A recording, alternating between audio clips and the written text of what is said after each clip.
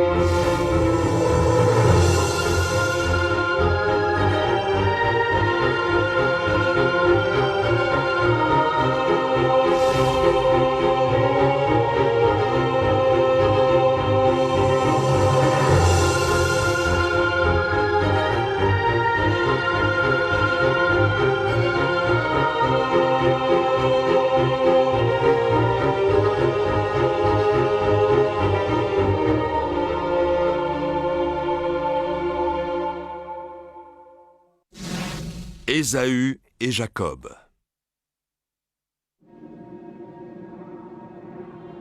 Abraham engendra Ismaël et Isaac. Ismaël, le fils de la servante Agar, partit vivre dans le désert de Paran. Et comme l'avait annoncé Yahvé, de ses enfants et de ses petits-enfants, bientôt émergea une grande nation. Isaac, le fils de Sarah, resta avec son père Abraham jusqu'à sa mort, et il hérita de toutes ses possessions.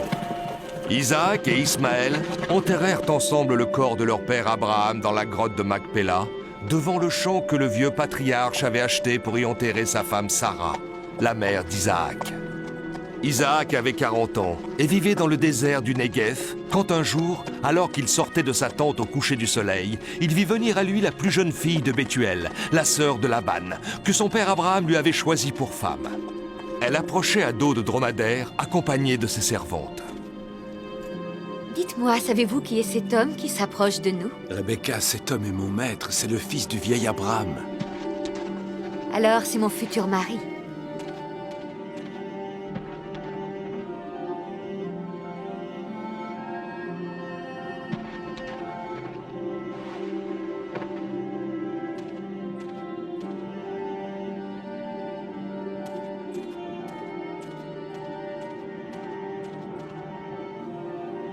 Je suis Rebecca et ton père Abraham m'a choisi pour que je devienne ta femme. Sois la bienvenue dans ma maison, Rebecca.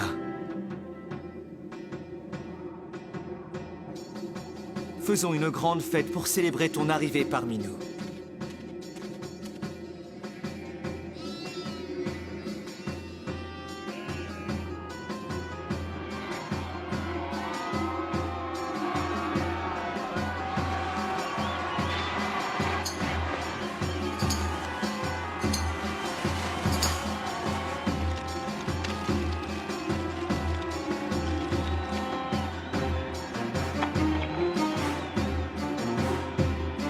Isaac n'a plus d'appétit, il n'a Dieu que pour Rebecca.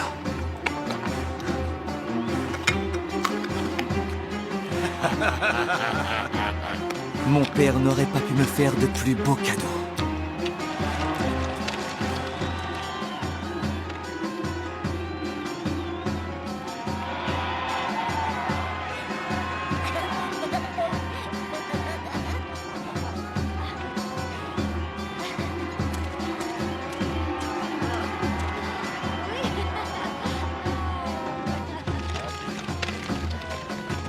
Entre dans la tente de ma mère, je l'ai fait réparer pour toi.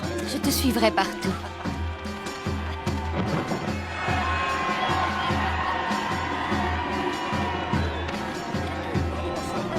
Ce soir-là, Isaac conduisit la jeune fille sous la tente qui appartenait autrefois à sa mère. Il prit Rebecca pour femme et il l'aima.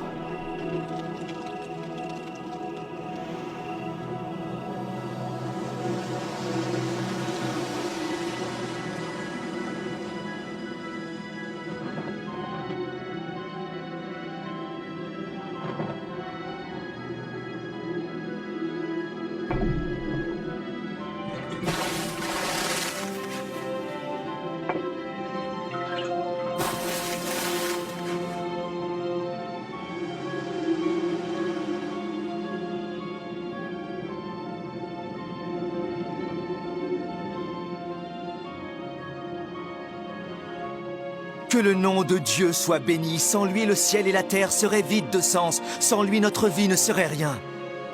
Il est notre seul espoir. Il est notre seule force. Nous sommes ta nation, ô Seigneur, et toi, Yahvé, tu es notre seul Dieu. Tu nous as donné une nombreuse descendance. Tu guides nos pas, et à l'évocation de ton saint nom, nos ennemis se dispersent.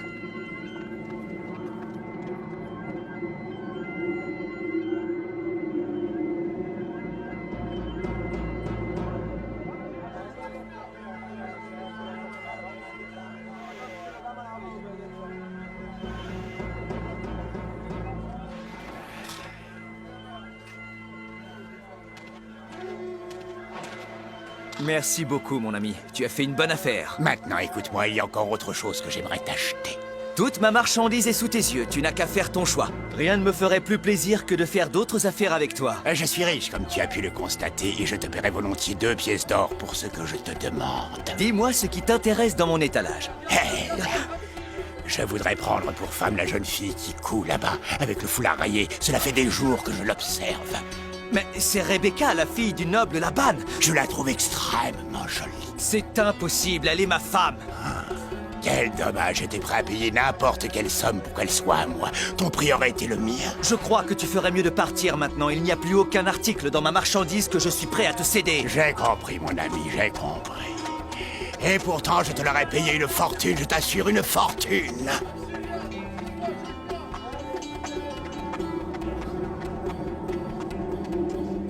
Les années ont passé. Isaac était toujours amoureux de sa femme, mais Rebecca ne pouvait avoir d'enfant. Chaque jour, Isaac implorait le Seigneur afin qu'il lui accorde un fils. Et un jour enfin, quand Isaac eut 60 ans, le Seigneur répondit à ses prières et Rebecca conçut des jumeaux.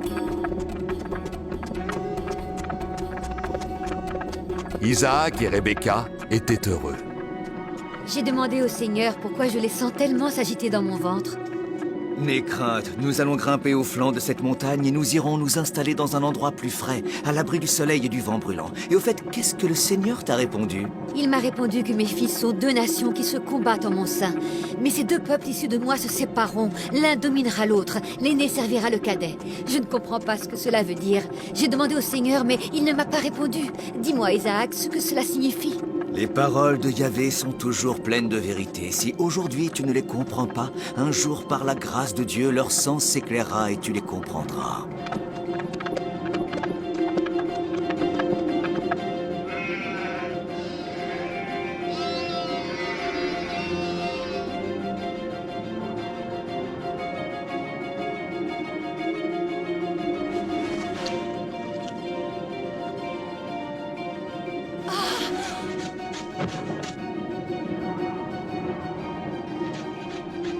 Isaac, ton premier enfant est né. Il a les cheveux roux. Mon premier enfant est né, il sera le plus juste.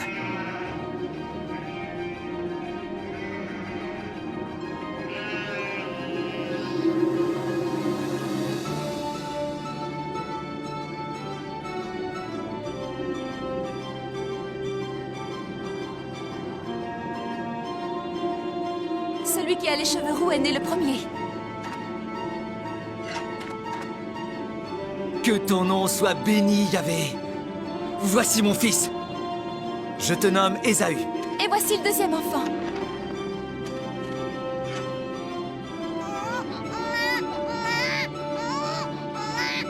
Que ton nom soit béni, Seigneur. Voici mon deuxième fils, Jacob. Je l'ai circoncis aujourd'hui, comme je l'ai été moi-même autrefois, en signe de l'alliance entre mon peuple et toi, Seigneur. Que ton saint nom soit béni à jamais. Les années passèrent. 15, 20, 25. Les jumeaux grandirent et leurs vies se séparèrent petit à petit. Ésaü devint un chasseur adroit. Il rapportait toujours à son père les meilleures pièces du gibier qu'il abattait. Jacob, lui, devint berger, éleveur de moutons, de chevaux et de chameaux. Ensuite, il devint un marchand avisé, et cela plut à son père Isaac, mais aussi à sa mère Rebecca parce qu'il contribuait grandement à la richesse de la famille.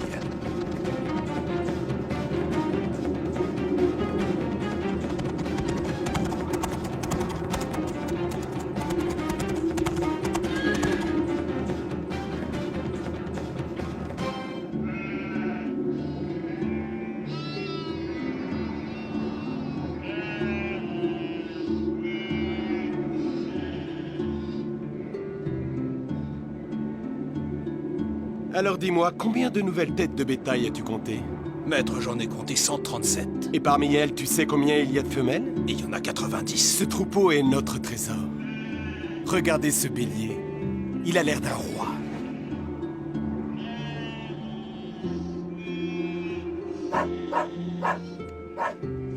Lequel de vous trois est Jacob, le fils d'Isaac?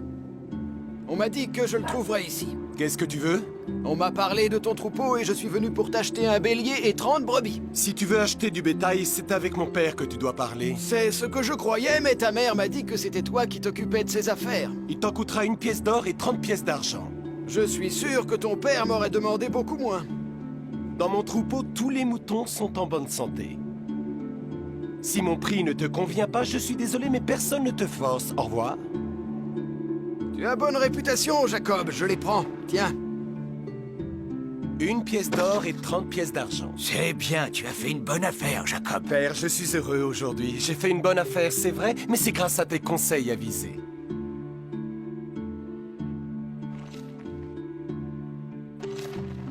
Chaque jour qui passe voit la famille s'enrichir grâce à tes efforts, mon fils. Ces maquignons n'avaient pas le choix, père. Tiens, une coupe de vin te fera du bien. Jacob est un bon fils, il me rapporte de l'argent avec Merci, lequel je mère. peux racheter du bétail. Et quand plus tard il revend ce bétail, cela nous rapporte encore de l'argent. J'aime Jacob, mais à la vérité, quand Ésaü revient de la chasse et qu'il m'offre ce gibier que tu cuisines si bien avec des herbes, Ésaü est comme un ange pour moi.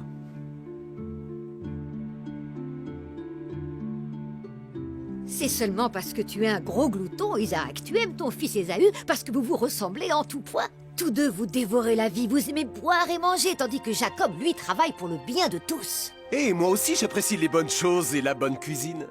Tu vois, Rebecca, même Jacob est d'accord avec moi. Hein?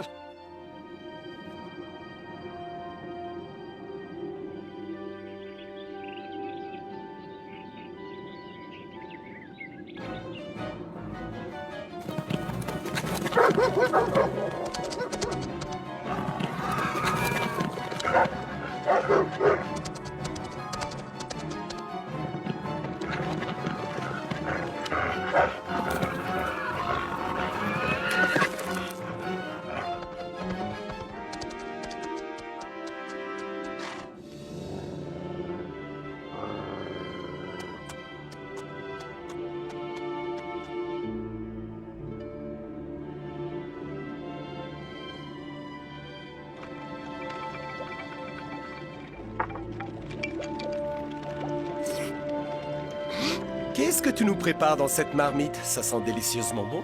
Je te remercie. Tu as faim, Jacob? Tu as bien ajouté des dattes dans le ragoût et des lentilles rouges. Mais oui, bien sûr, je vais t'en servir une écuelle si tu veux. J'ai hâte d'y goûter. Ah.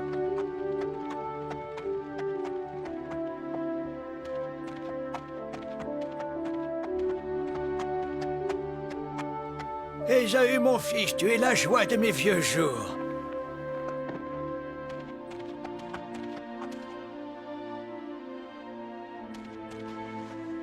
Ésaü. Tu es revenu sain et sauf, mon fils. C'est pour toi, mère. J'ai pensé à toi et je l'ai acheté à un marchand dans une oasis pendant mon voyage. Tu as toujours été attentionné, je te remercie, mon fils. Je suis affamé comme un loup en hiver. Va, la servante a préparé un plat de lentilles.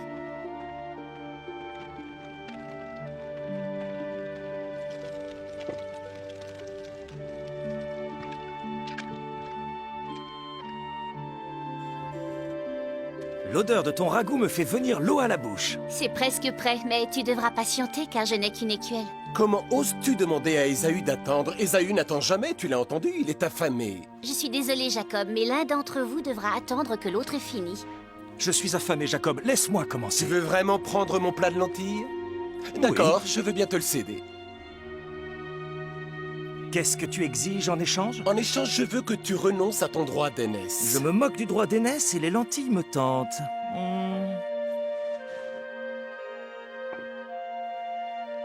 Ah, Alors jure que tu m'abandonnes ton héritage pour ce plat de lentilles. oui, je le jure. Je vous servirai de témoin.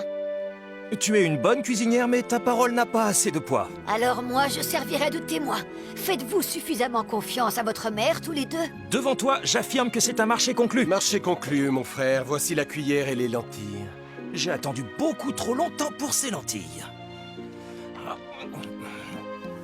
C'est donc moi qui hériterai de la richesse et des troupeaux de notre père. Cela m'est égal. En ce qui me concerne, je transporte toujours ma richesse sur moi. Ce sont mes bras et mon épée.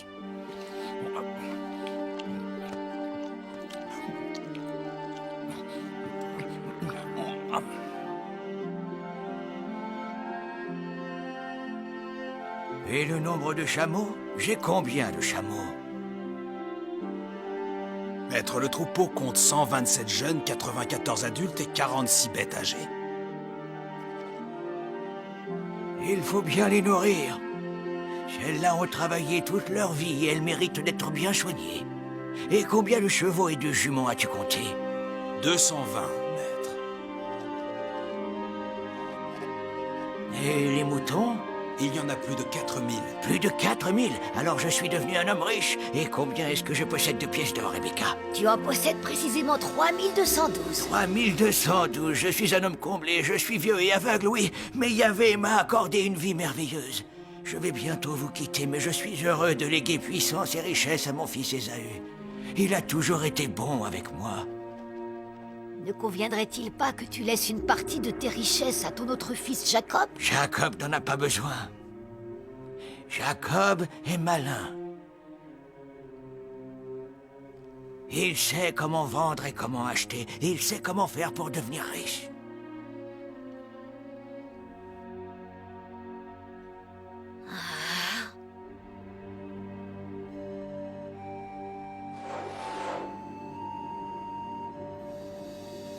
Ton père est bien décidé, mais ce n'est pas juste. Tu as travaillé pour lui toute ta vie, il ne veut rien te laisser. Je ne comprends pas. Ésaü n'a jamais travaillé et ton père a décidé de lui laisser tous ses biens. Ce n'est pas la faute d'Ésaü, c'est la décision de notre père. Eh bien moi, je trouve que c'est une décision injuste. Et j'ai l'intention de m'y opposer de toutes mes forces. Tu sais que ce qui compte, c'est sa bénédiction. Entre toi et Ésaü, celui de vous deux qui héritera sera celui qui l'aura béni. J'ai une idée. Va me chercher tout de suite des peaux de chevreau. Allez, fais vite, Jacob. Tu as l'intention de le tromper? Que toute malédiction retombe éventuellement sur moi. Ne t'en occupe pas. Et maintenant, va, obéis-moi. Je ne fais que ce qui est juste. Je t'obéirai car il est vrai que j'ai travaillé toute ma vie pour mon père.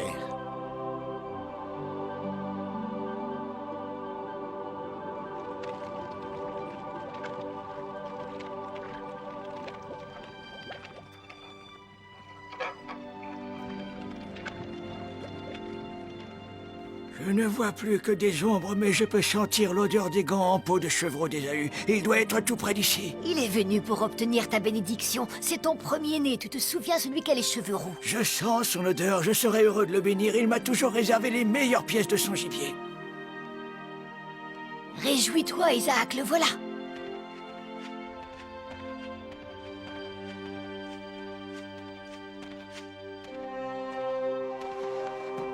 Approche-toi plus près et embrasse-moi, mon fils bien-aimé. Je suis venu devant toi pour recevoir ta bénédiction. Accorde-la-moi, Père, je te prie. Qu'est-ce qui est arrivé à ta voix, Ésaü? Elle n'a pas l'air d'être tout à fait la même que d'habitude. Mais je sais que c'est toi. C'est bien l'odeur de mon fils aîné.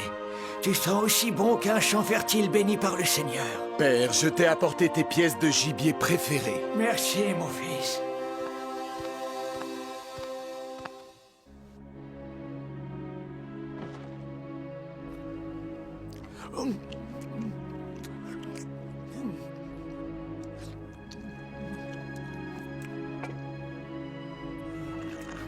Je te remercie, Ésaü, pour tout le respect et les attentions que tu m'as montrées.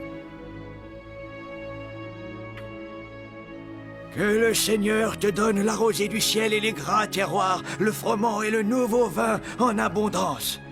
Que les peuples te servent et que les nations se prosternent devant toi.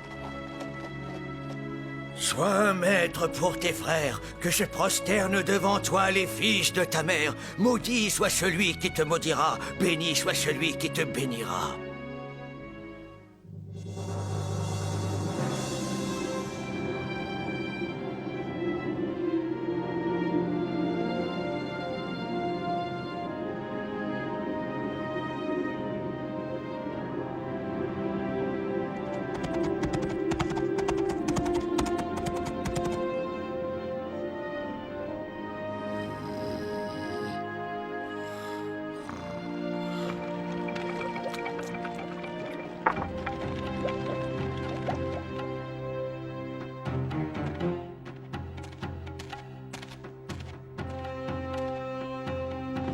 Mais pourquoi m'apportes-tu encore de la nourriture, mon fils? Père, je t'apporte ton gibier préféré parce que je veux que tu me donnes ta bénédiction. Ésaü, je t'ai déjà donné ma bénédiction quand tu es venu tout à l'heure, et avec elle, je t'ai légué tous mes biens puisque tu es mon fils aîné.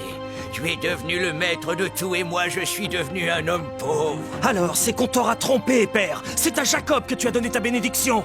Ah, non! Ah, non! Mon Dieu! Quel malheur!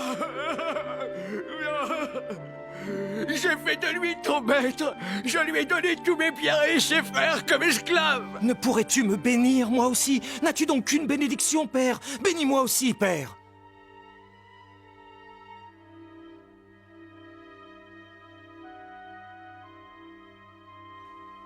Tu vivras de ton épée et tu serviras ton frère, mais quand tu t'affranchiras, tu secoueras son joug de dessus ton cou.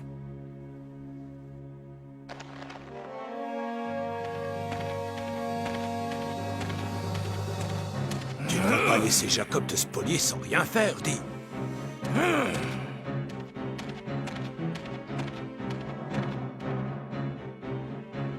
Tout le monde à cheval! Trouvez-moi mon frère Jacob, il n'échappera pas à ma colère!